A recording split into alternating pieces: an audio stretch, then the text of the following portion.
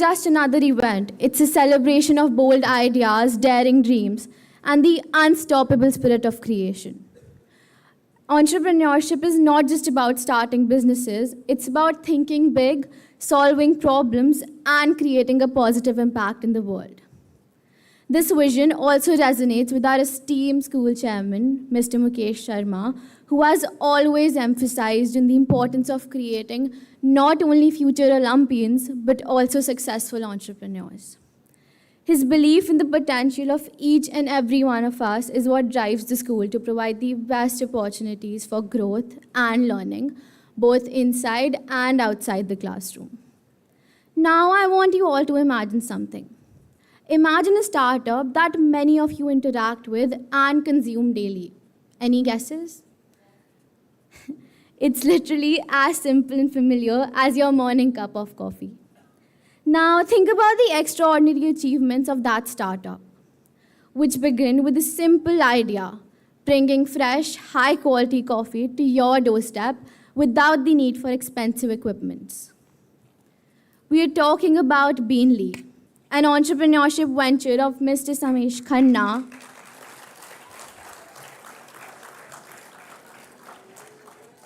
who saw an opportunity in the market that often overlooked the importance of freshness and convenience in coffee. Today, Beanly is not just delivering coffee, it's delivering an experience, one that has resonated with coffee lovers across India. From its start in 2018, Beanly has quickly grown to serve major cities like Delhi, Bangalore, and even Mumbai, setting a new standard for what home-brewed coffee can be. Mr. Samesh's journey with Beanly is a testimonial to the power of determination, innovation, and a deep understanding of what consumers truly want. His vision turned a daily ritual into a premium experience, and his success is a reminder that even the simplest ideas can lead to extraordinary achievements. Please join me in welcoming Mr. Samayesh Khanna, an entrepreneur whose passion and vision have brewed up something truly remarkable. May we request Mr. Nali to present our chief guest a token of our gratitude.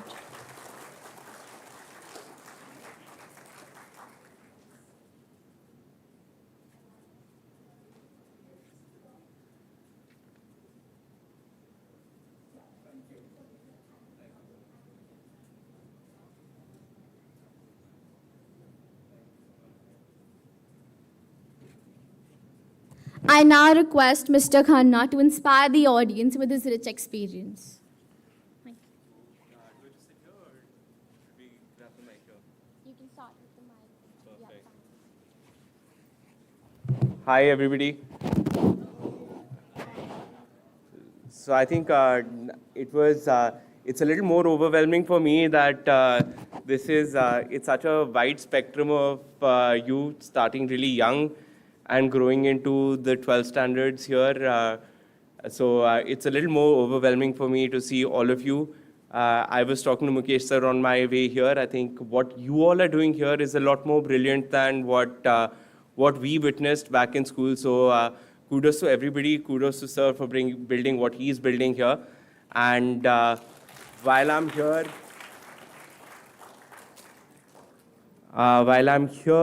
any 2 cents of whatever we are building, what we've been building, if it can inspire any of you to be entrepreneurs, to solve real-world problems, to go out and build from India global brands, it would genuinely be one of those things that I would be most delighted about as we go on. So it's World Entrepreneurship Day, and like the speaker before me spoke to you, I think entrepreneurship is a lot more about creation than anything else. I'm going to keep this a lot more interactive so that you all can share your journeys about creation, tell us what you've been creating, ask me questions, open up and ask me about what you think, what we've been doing at Beanly, tell us what we could do right. But to start with, we'll tell you about how Beanly started, and it's been something which everybody's coaxed me about a lot, to tell you that it's not been really easy, it's not been really glamorous to start with. Unfortunately, that is the harsh reality of what we do at any step in life, whether it is while you're at school, whether it is when you're building, whether it is when you're at college. And I don't know, fortunately or unfortunately, when I was at school, I did nothing right. I wasn't a great student. I wasn't a great student back at college. But we did have, I did have some of the best memories of my life coming from my school years. And those memories, those learnings have been unparalleled while building Beanly. For example, I think I wasn't a good student, but I always pursued photography. So if any of you are doing anything other than studying here, trust me, in hindsight, this really will add up to everything that you're building. Today, while we build at Beanly, it is a duty for me to look at what we do as a marketing team, what is the content that we put out as a team, and it's something I enjoy the most. And the values that came in from being a photographer at school, from doing those small things, learning about composition, those are unparalleled, and I don't think that I could have learned it at any other point better than than what I did at school. So what you're doing at school in terms of your extra co-curriculars, trust me, they're more important than what you do in your classroom studies sometimes, and it's really, really more true than I can emphasize. Your extra co-curriculars, your sports, your design classes, your robotics classes that you all have been attending, they could really be that one extra bit that helps you in your journey going ahead.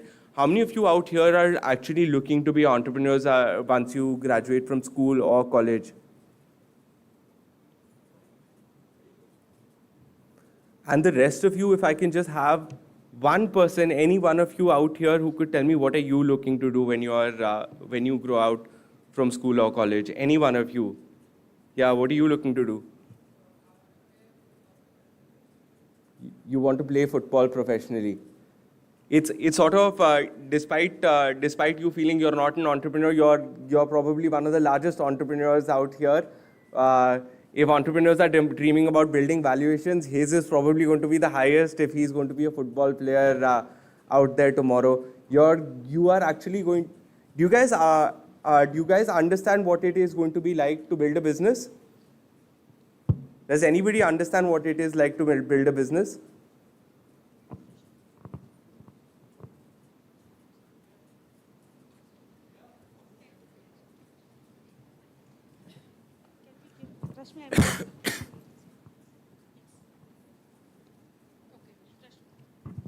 Okay, so basically, when you're creating a business, first you need to identify a gap in the market, like a problem.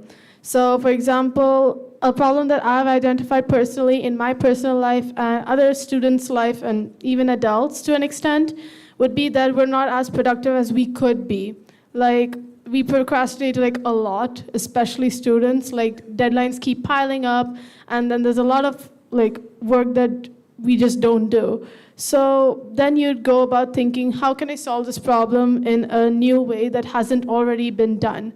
For example, something that's already been done is to-do lists. Everybody has one. Reminders, everybody has one. What is something new that I could implement? So for example, something that I'm personally doing would be sort of a to-do list thing, but instead of that, we're also gamifying the experience, sort of.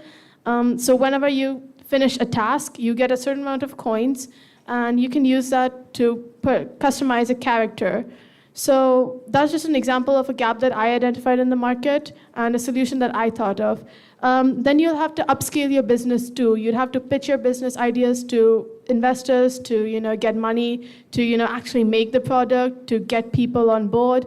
And finally, once all the background work is done, you get to launch your product, and you can finally see the results of it.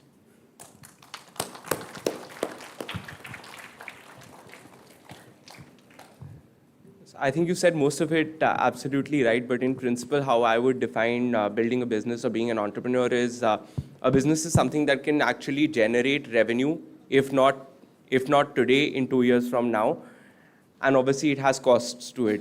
The one principle is the costs of your business should be lesser than the revenue. If not today, it should happen tomorrow. And for him, if he's building himself to be a football player tomorrow, his only cost ever in life is probably going to be himself.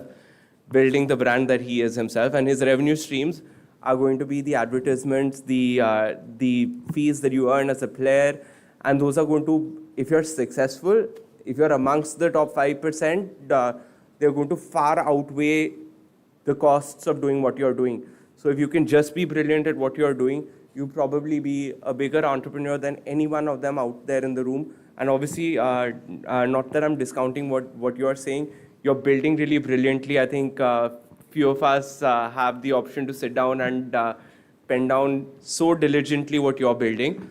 The one takeaway would be that I feel that investors are only a building block in what you're doing. Please try and keep your targets high on the revenues and your costs. Those are the only two points that you need to look at in your business while you're building. So it's very similar to what you're doing in your everyday lives. I think like I mentioned, he is also looking to be an entrepreneur despite saying no. So if anybody else had anything else that they would want to say that they'd want to do in life. Anybody else? Yeah, sure. Go for it without a mic.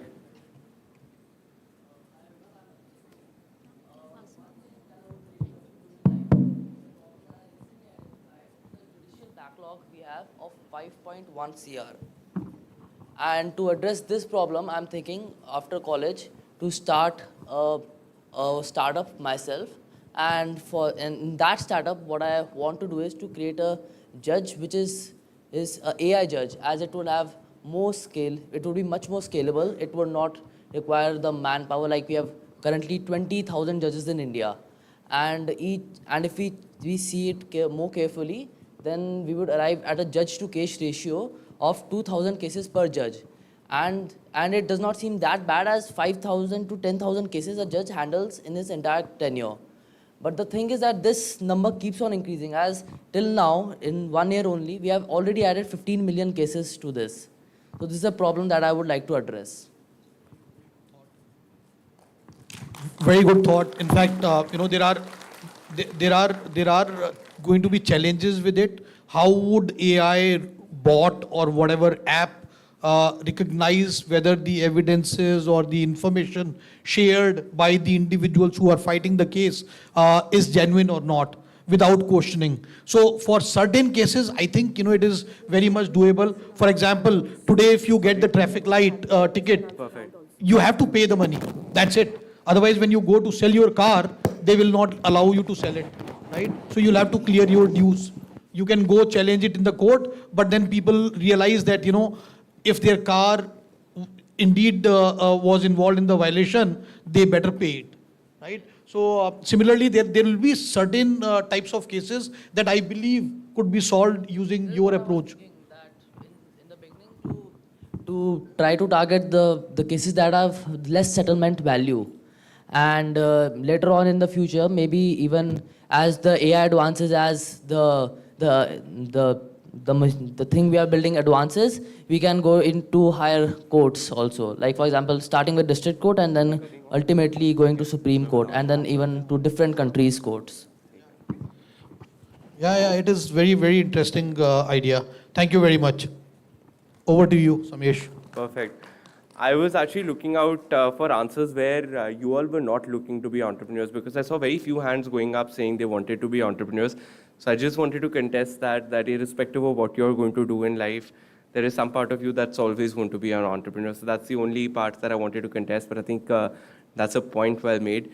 We're going to get into talking to you about the Beanly journey and why we actually started building in a category where we are building today, and how it's been like for us. I'm going to keep it very real world. When me and Rahul, one of my closest friends from earlier in life, came together to build this brand out, I think there was one thing that we really were passionate about, and it was coffee, the beverage itself. And as we looked at India as a market, we were totally tea consumers. So there were two ways to look at this. Either India would never be a tea drinking nation, either India would never be a coffee drinking nation, or it would really evolve into being a coffee drinking nation tomorrow. And one of the reasons why we actually started building in here was the average age of the Indian population, which is as young as you all or a little older today. India's averagely aged around 28. We constantly believed that this is going to be the population that's going to go out and consume coffee over the next 20 years. And we saw this change happening everywhere. From everywhere in Southeast Asia, every country that you picked out and you handpicked, I could give you examples how over the last 10 to 15 years, they gravitated from being tea drinking to today being predominantly coffee drinking as countries. But this is something that I lesser want to speak about, mostly about the journey. The journey less was not easy after that. We started building, when we started building in 2019, mostly for different brands. We were building out for brands like Blue Tokai, Third Wave. And back in the day when we started as entrepreneurs, we did not have all the money in the world to say that we were going to go out and build. The challenges were real at that point. You came in with limited capital, you came in disorganized, and you went out to build. It was like a train.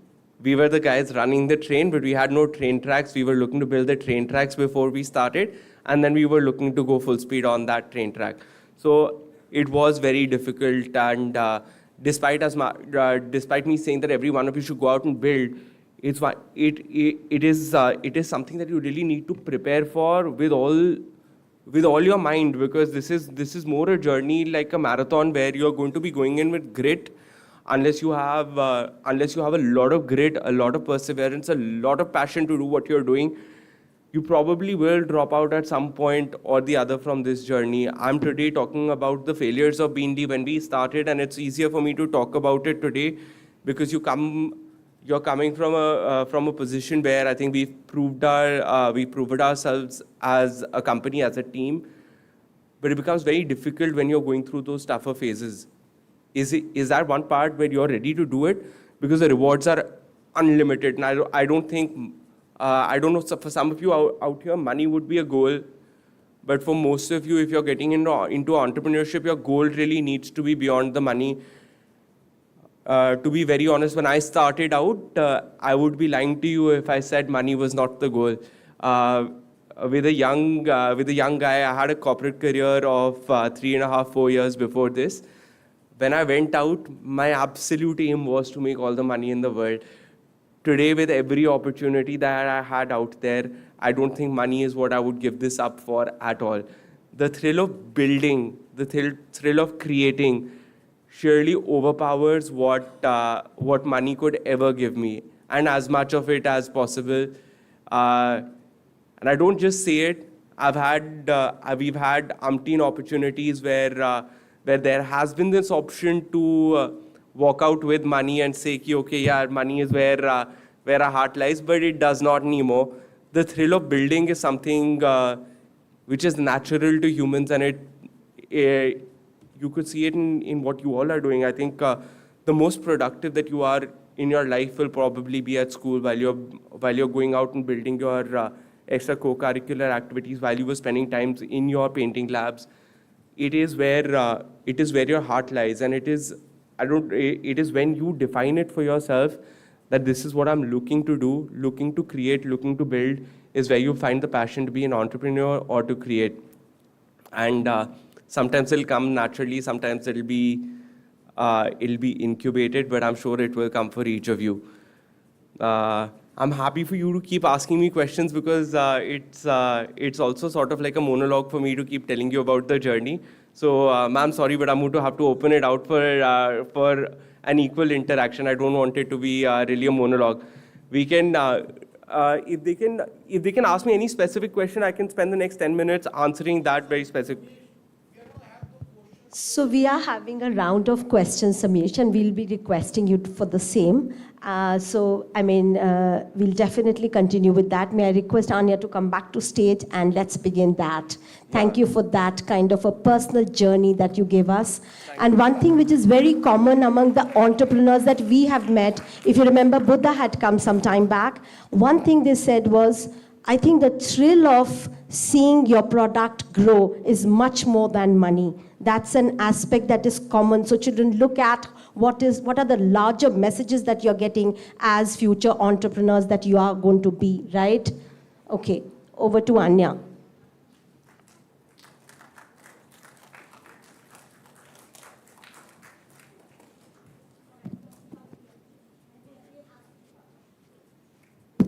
Before we start with the question answer session, as you all are aware, we had the Prometheus Futurepreneur Challenge where students submitted their business ideas.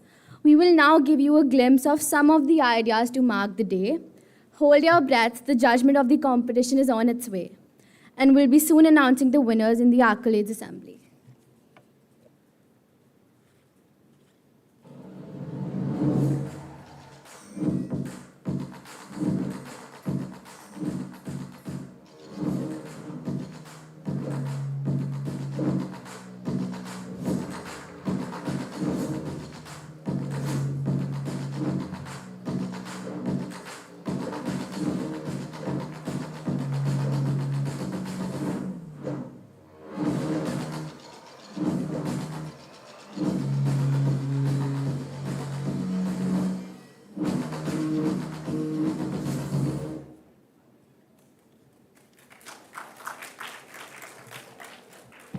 Thank you so much, everyone, for your amazing ideas.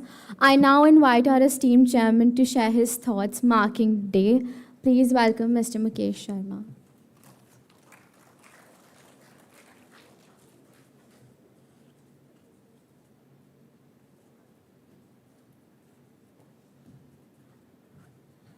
Well, today is Mr. Beanley's day. I do not want to, give you a speech on entrepreneurship on World Entrepreneurship Day. We've had the pleasure of having Samayesh amongst us. Let's begin the question answer session, right? You all have heard about entrepreneurship, entrepreneurs at Prometheus, but not much has happened in last 4.5 years when it comes to the ideas, working on ideas. I think this year we are going to see some positive action. I'm very happy with the ideas that students of all grades in secondary have shared, which I saw, just a few minutes back. So do not just, give an idea, work on it. Try and take it to reality, to making it a product, right? I mean, all of us have got multiple ideas, but the ones who are able to work towards creating the product are actually successful, right? The goal has to be to make money.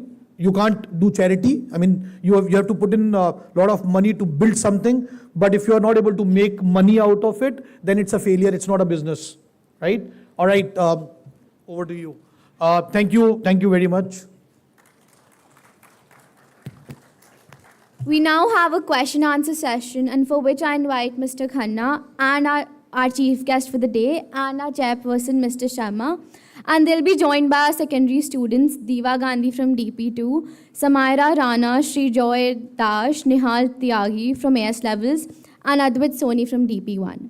The questions asked are not just put together by the students who are up on the stage, but they're a voice of our secondary students as well.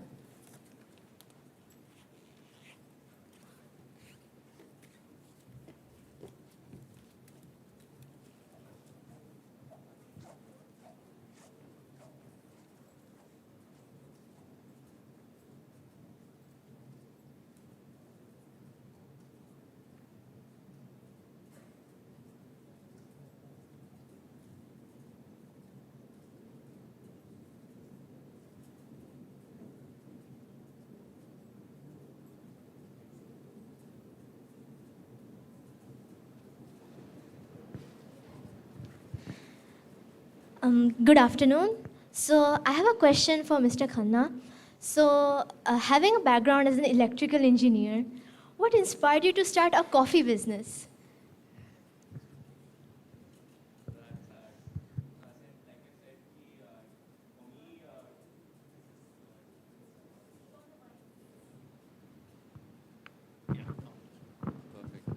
For me, when I was really young, I think there was this passion to start building, and it wasn't It wasn't necessarily in coffee. Coffee was just something that happened along the way. And isse pehle, right before I did coffee, I actually also started, tried to build a co-working space and an incubation center. So this is failure for you, and I think I failed really miserably at building that, and it is the real harsh reality of building. It was, coffee wasn't my first choice, but it was obviously my first love. It was one of those beverages that me and Rahul always thought about. It was one of those products that we always, was always around us when we were thinking about our next big idea. Saw these Japanese drip bags at one point and said, this was one product that we really wanted to solve with.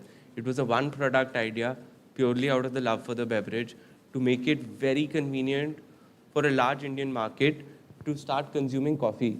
That was what inspired us to start doing coffee. And obviously I was coming from failure, so there was, I was even more eager to now prove that nahi yaar, it's not always going to fail. So it was second time lucky for me. That was really inspiring. Thank you. Good afternoon, sir. I'm Diva, and my question to you is, with evolving technologies, we see technology every day. So how have you inculcated technology with Beanly Coffee, and how has it been a challenge and an advantage to you?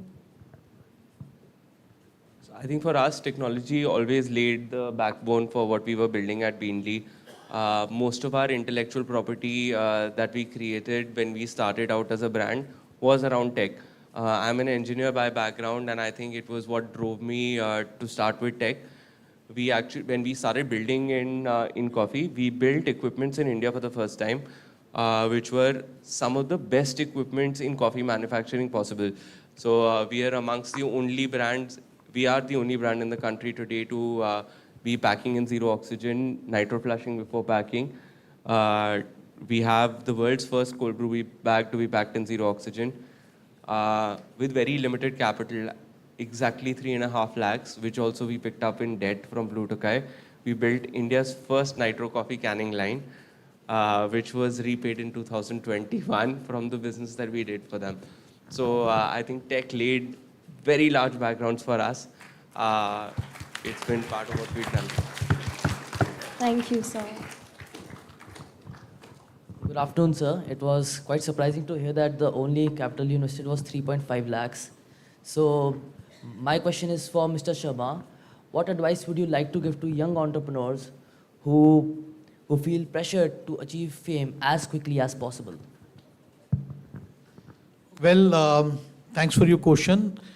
Fame comes with, fame is not easy. You have to be successful. In order for you to be successful, you will end up failing multiple times. But again, there is no silver bullet for this, right? You have to first decide what you want to do. And once you know what you want to do, you have to set related goals and work towards them.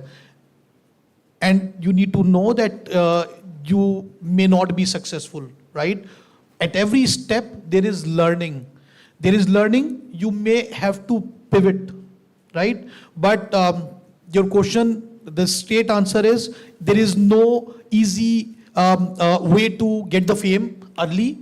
You have to be able to solve something meaningful, right? I was truly impressed by what Rashmi talked about when she talked about to-do list with gamification in it, right? When you are able to complete one particular task, you get some points that you use towards customizing your character or whatever that, that she's thought of.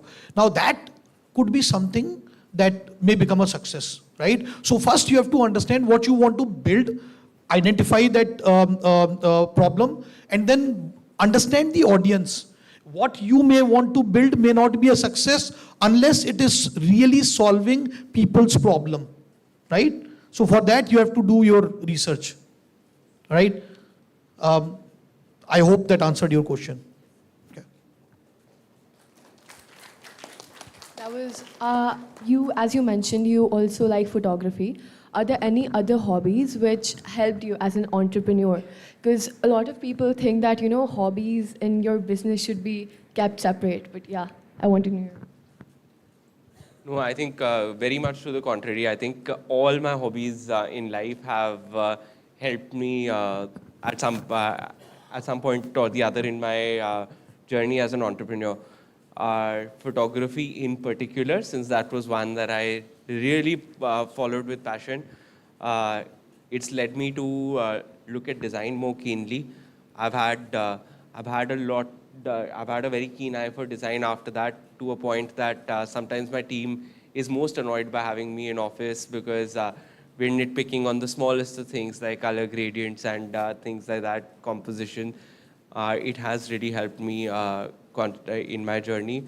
I've uh, I've also been a very anxious builder, and I think that also stemmed out of one, obviously my coffee consumption possibly, but it's also out of the fact that even as a kid, I would write down everything I did. I would write it wasn't really a hobby, but it was something where I would pen down a diary. And that makes me a lot more meticulous as a person when I'm going through my daily schedule and my daily day, which is either a really good habit or sometimes also obsessive and a really bad habit. Like she mentioned, sometimes I have a to-do list which exceeds the daily time limit that I give myself on a task and on an everyday basis. But their writing really helped me because I organize myself better writing than even on an app or on a tablet. So maybe I'm not her ideal customer. She's found an ideal investor here today who's really loved what she's looking at building, but I'm probably not her ideal customer still. As you stated, Beanley Coffee was the first to produce nitro coffee in India. So how does being the first in a new market affect an enterprise, benefit an enterprise, and what challenges might it occur? Oh, lots. I think that's something we never assumed before when we were building out in the category. It's very difficult if you're entering a category and you're the first in category to build something for the market. One, it's a blue ocean market. Everybody's not used to seeing the product out there. You need a lot more capital, or you need to be absolutely out of the box in terms of your marketing strategy to give it out there to people and tell them ki this is exactly what you're building. Like for the longest time, when someone would have a nitro coffee can, they wouldn't know how to open it, and it was a boon which became a bane for me later because I did not know how to educate most of my customers ki yaar, how do you have a nitro coffee can?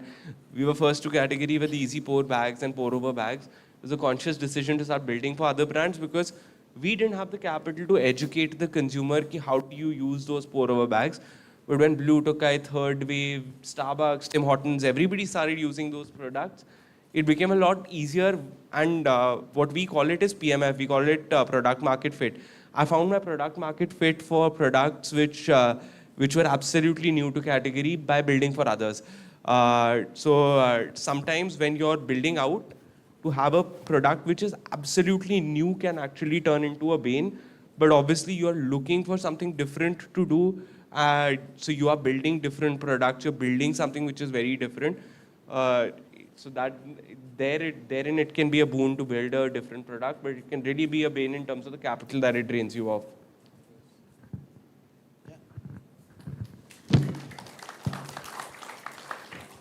So we have one last question from the audience, and we have Kavya Patodia from 11AS. And she says that it takes a lot of hard work to reach where you are to set up a business. And with a product as common as coffee, how did you make your mark in the industry? And what are some ideas or tips that you would like to give to our students? Yeah, she's absolutely right. I think it takes a lot out of you to build in any category. You could be building in the newest category. You could be building in a category where it's absolutely uncrowded. But like I mentioned, that could either be a boon or a bane. It really depends on how you execute, how you build, what is it that you're doing. And nothing in life will beat persistence. Nothing in life will beat that mad obsession to create. So it doesn't really matter whether you're in a crowded category, whether you're in an empty category. You have to be madly obsessed to execute, madly obsessed to build, madly obsessed to create, and you can forget about everything in life. If an entrepreneur out there is going out today and saying that I want to build for the fame that it brings me or the money that it brings me, trust me, for the largest part of your life, it will bring you neither of those. In fact, it will drain you of all the money that you have. It will probably drain you of the time you spend with your family. It will probably also consume 75 to 80% of your daily day. And if you're ready to put that toil in the end, it may bring you the fame, it may bring you the money, but it won't matter. It really will not matter by then, because what will really matter is, today people ask me ki, what percentage of the company do you own? I could very well answer that question and you'd all be surprised, but the real answer is, I will truly never own Beanly. Beanly owns me, and Beanly owns my life to the T. And it's true for everybody who's building. Your brand owns you. You never own the brand. Steve Jobs probably had less than 1% of Apple left by the end of it. The founder of Zomato, he has less than 10% left in his own company. The brand still owns him. They are still driven to build the largest brands out there. Thank you so much, sir. So what you need is madness. If you want to become an entrepreneur, you need to madly pursue what you want to solve. पागलपन के बिना नहीं हो सकता, right? And the goal should be to create, then to go for fame. Fame will follow. Money will follow. That's what I can tell from my experience. I mean, I was working in a company wherein I was paid very good amount. My last company where I worked was Adobe Systems. You all know Creative Suite, Adobe Express. You would have participated, some of you would have participated in the Creative Expression contest. That was my dream company, and I wouldn't have worked for any other company after Adobe Systems.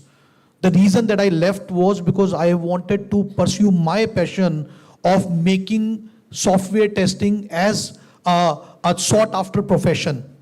Because until I started QA Infotech, and maybe 5 or 6 years later, software testing was considered as a secondary job. So I said, I'm going to make it the primary job. I'm going to make it a respectable job. And I'm going to make sure that software testers are also paid, at par with software developers. And I made it happen. I worked towards solving that problem, and in the process, QA Infotech became thought leader in software testing industry. We were, looked at as the thought leaders. And because we were looked at as thought leaders, companies wanted to engage us. And when they wanted to engage us, our business grew. And money followed, right? So that's something that I can give as my 2 cents for those who want to become an entrepreneur, or even if you don't want to become an entrepreneur, you want to go help your parents' business, go work for some company, there also you need to work as an owner for whatever brand that you are working. If you do that, believe you me, you will be, you'll get the fame. Because people will see you as somebody who's working as an employee, but works like an owner of the organization. Like, I own it. It's my organization. So that is very important, whether you become an entrepreneur or you work for an organization. Thank you. Yeah, I think that sums it up. It's irreplaceable to own what you're doing. Absolutely irreplaceable to own that. Absolutely. Well, thank you very much, Samayesh. It was a pleasure to have you amongst us. I hope that Samayesh was able to inspire a few of you at least with what he's been able to do. Somebody who was not a good student per se in academics, but was good in photography, was doing whatever extracurricular, did electrical engineering, but ended up, founding Beanly Coffee, right? So whatever you are studying doesn't mean that, you will follow a particular path. Idea can come at any point of time, and not all ideas are going to be a success, right? He's failed, and then he's successful in creating Beanly Coffee.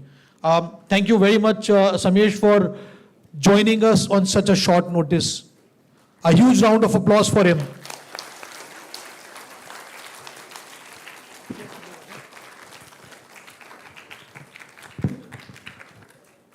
Thank you so much, Mr. Khanna, Mr. Sharma, and the secondary students for your contribution to the question answer session.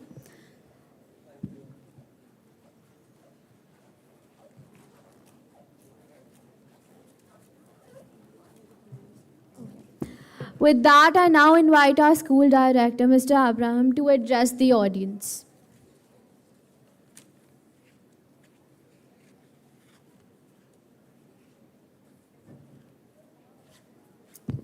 Good afternoon. We have Mr. Samayesh will be speaking to the primary students also soon enough, and we are already into lunchtime, so I'm not going to take too long. Just thank you so much, Samayesh, for coming over and sharing your thoughts. It's all about, it's not just about the fact that you didn't do well at school, but it's also about following your passion.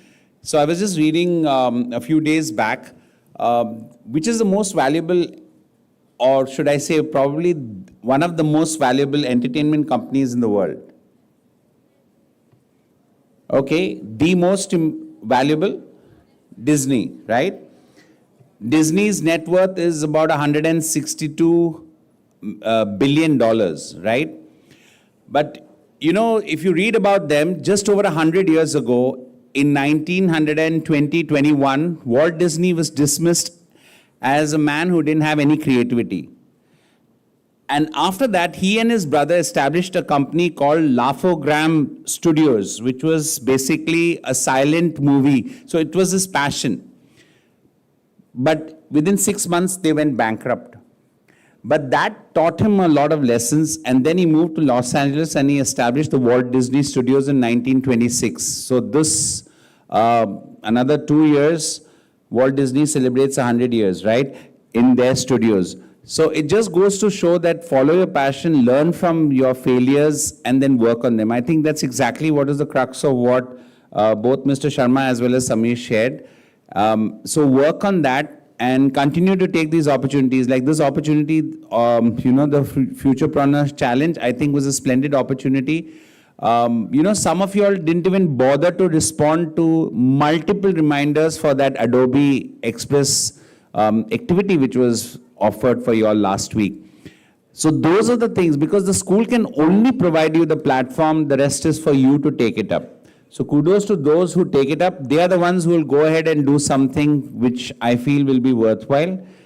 So all the best to all of you all for your future endeavors. And now I request Mr. Sharma and Ms. Sonali to kindly present that gift to Mr. Samayesh. And thank you once again on behalf of Prometheus.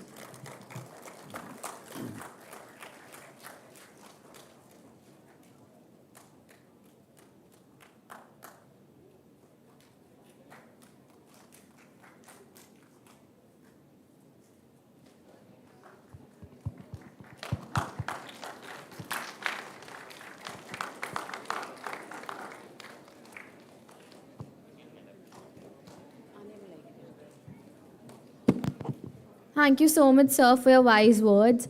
With that, I would like to thank everyone for joining us today, and I would now request Ms. Parul to take over for disposal. All right, children, it's the time for the lunch. Let's start moving from left-hand side of my both